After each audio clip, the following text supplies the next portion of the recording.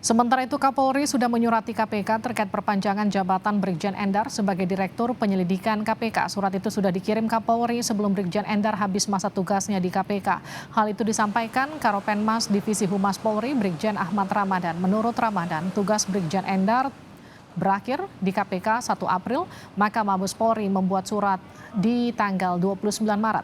Sidang Wanjak memutuskan Brigjen Endar tetap penugasannya sebagai Direktur Penyelidikan KPK. Hingga kini Mabes Polri belum menerima surat pencopotan Endar dari KPK. Terkait dengan surat tanggal 29 itu Polri telah menyurati kembali.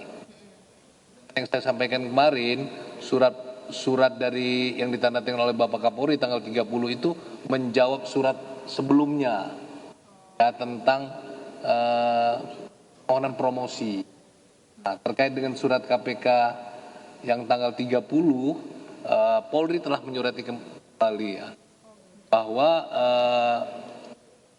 Polri menyurat agar Brigjen Endar Priantoro diperpanjang jabatan sebagai Direktur Penyelidikan. Dicopot dari jabatan Direktur Penyelidikan KPK, Brigjen Endar Priantoro melaporkan Ketua dan Sekjen KPK ke Dewan Pengawas KPK. Pencopotan Endar diduga buntut penyelidikan kasus Formula E.